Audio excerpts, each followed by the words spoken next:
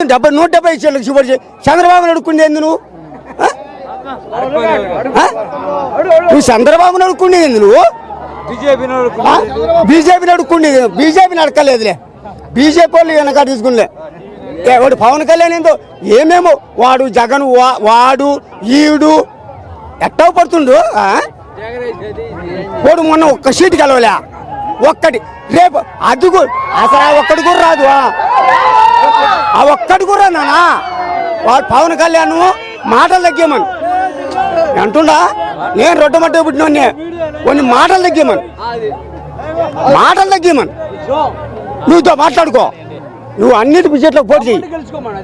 దమ్ము నువ్వు పార్టీ అసలు ఆగు నాన్న